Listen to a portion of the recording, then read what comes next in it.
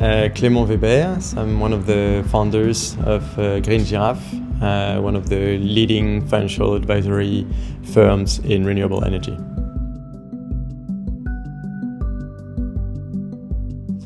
This event is important for floating wind because a lot of the conferences and events that are organized are focused on the industry and the developers, which is very important, but there are only a few events focused on financing. And financing is a very key part of any infrastructure success, and in particular at the current development stage of floating offshore wind, financing is one of the few criteria that will make it either a success or a failure.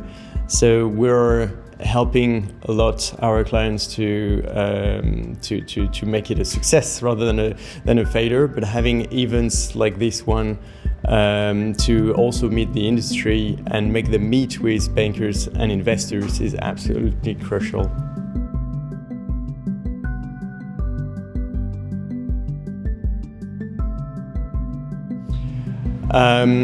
There are many more than three, but if I had to pick three teams, I would say the first one is the development of the technology. It seems obvious, but one of the key challenges in floating is that the technology itself evolves, that there are more technology providers that are financed themselves and then that are certified and that are able to install their prototypes and then pilot wind farms. So before speaking about what is really of interest for most of the market, which is the commercial size wind farms, I think the turning point in which we are currently is to make sure that the right technology will be developed.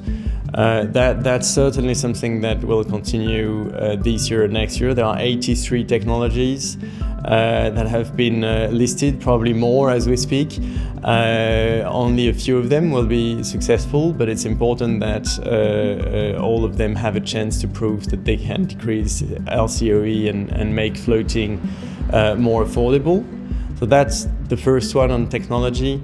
The second one is geographical expansion. Floating offshore wind has been designed, has been developed as a sector to answer the question of having only a small part of our sea that is possible where it is possible to install the fixed turbines. So the North Sea is perfect for that, and there is a reason why offshore wind has been developed in the North Sea. But 80% of our seas or locations where we can install turbines are in deeper seas, which allows to reach new countries. And I think that's really something that we have seen moving from 5 big countries in a sector to 25 has its own challenges, but it's also really, really important for the development of the sector. So that's the second theme, that we will continue to see more countries developing offshore wind thanks to floating. And the third one, obviously I have to make the link with finance, but it is a very important one. It's important to just for the projects to be built, so for the industry to continue to develop, they need the projects to be built, so they need the financing.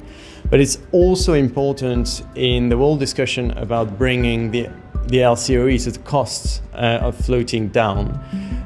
In our models, we have seen that for between 2015 and 2018, when the cost of fixed offshore wind has decreased and has been divided by 3, at least 30% of it comes from a lower cost of financing, just because it's every year that the cost of financing has an impact.